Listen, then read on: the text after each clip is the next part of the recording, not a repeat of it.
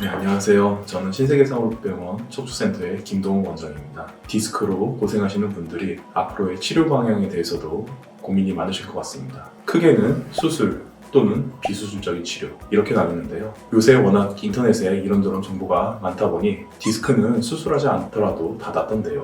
이런 말씀들 굉장히 많이 하시는데 상당히 많은 경우에는 맞는 말씀이 맞습니다. 왜냐하면 디스크 탈출증으로 인한 이런저런 통증들은 여러 보존적인 치료를 하면서 좋아지는 경우가 다수이거든요. 그런데 종종 이런 수술하지 않아도 된다 이런 얘기에 몇몇 환자분들 같은 경우에는 오히려 수술할 시기를 놓쳐가지고 아쉬운 경우도 종종 보게 되는 것 같습니다. 오늘은 이러한 아쉬움 때문에 허리의 디스크 탈출증에서 꼭 수술해야 되는 두 가지 경우, 절대적인 적응증이라고 하는데요. 이런 경우에 대해서 말씀드리는 시간 갖도록 하겠습니다. 그럼 본격적인 영상 시작에 앞서서 구독, 좋아요 부탁드리겠습니다.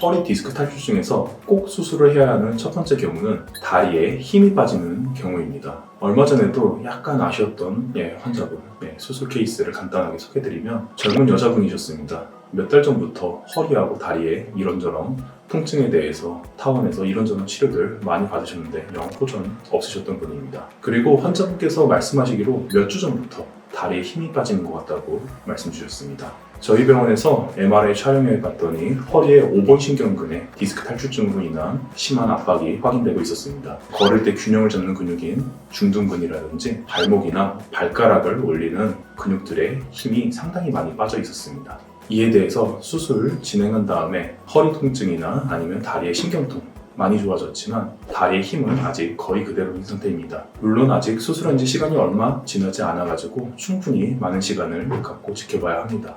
이런 수술들을 신경의 감압술이라고 합니다. 신경의 압박을 해소해주는 수술인데요. 이런 수술을 시행할 경우에는 신경의 압박은 일시에 바로 해소가 되고 앞으로의 신경의 추가적인 손상을 막을 수 있습니다. 근데 다만 중요한 포인트가 이러한 수술이 수술 전까지 계속해서 손상받았던 신경에 바로 회복시키는 수술은 아니라는 점입니다. 사실 어떤 방법도 그럴 방법이 마땅하지가 않고요. 그래서 이렇게 디스크 탈출증 수술 시행할 경우에 다리에 신경통 같은 증상은 거의 대부분이 일시에 좋아집니다. 하지만 수술 전까지 신경이 손상받아왔던 후유증 같은 다리에 힘 빠지는 증상 또는 아니면 다리의 일부 저림감 이러한 증상들은 수술 직후에 바로 좋아지지 않는 경우가 대다수이고요. 굉장히 오랜 시간에 걸쳐서 서서히 회복됩니다. 이러한 후유증이 남는 경우도 상당히 있고요. 이러한 다리에 힘 빠지는 증상 또는 다리의 저림감 같은 경우에는 수술 전까지 신경이 심하게 눌렸을수록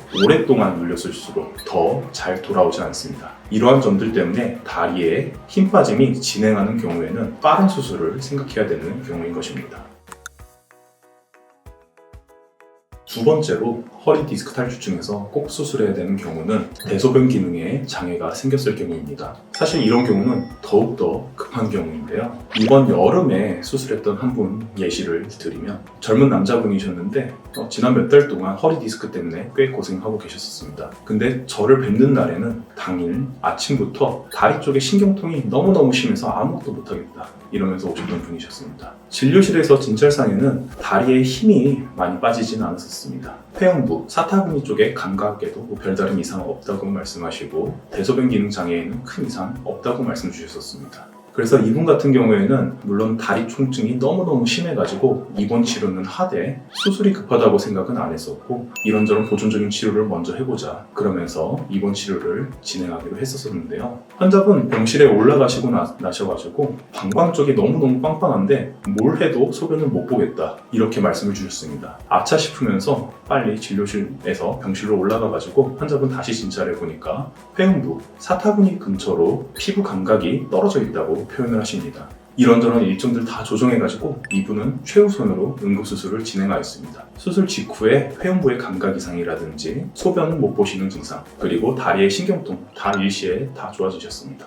지금 방금 소개드렸던 환자분 같은 경우를 마미 증후군이라고 합니다. 허리의 가장 아래쪽에 있는 다리로 가는 신경들이 말의 꼬리 모양을 닮았다고 해서 맘이라고 하는데, 그 신경들이 디스크 탈출증이나 협착증 등 여러 가지 상황에서 눌리고 제 기능을 못 해가지고 마미 기능에 장애가 생기는 경우를 마미증후군이라고 합니다. 마미증후군 같은 경우에는 극심한 허리 통증을 동반하는 경우가 흔하면서 회음부 쪽에 감각이 저하되면서 대소변 기능 장애, 예를 들어서 소변을 보지 못하거나 대변을 보지 못하거나 대변을 지리거나 이런 증상이 생기는 경우를 이야기합니다. 마미증후군 같은 경우에는 매우 빠른 응급수술이 기능 회복에 매우 중요하다고 알려져 있습니다. 이러한 수술이 늦어질 경우에는 대소변 기능 장애라든지 또는 성기능 장애가 발생할 수 있다고 알려져 있고요. 제가 방금 소개해드린 분은 굉장히 잘 회복되셔서 괜찮았었는데, 대학병원에서 이제 수련 중에 비슷하게 마미증후군으로 오셨던 분이 기억나는데, 그분 같은 경우에는 이제 타원도 경유하시면서 마미증후군의 진단과 수술이 늦어졌던 분입니다. 다리의 신경통은 다 좋아지셨지만 영구적인 대소변 기능 장애하고 성기능 장애가 남으셔가지고 환자분도 굉장히 고통스러워하셨었고 참 안타까웠던 기억이 납니다.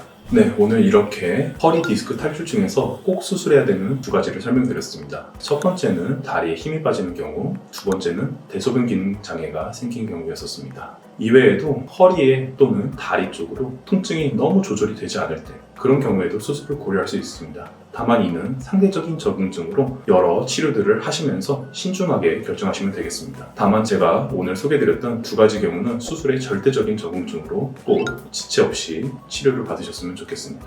이상 신세계서울병원의 김동욱 원장이었습니다. 경청 감사합니다.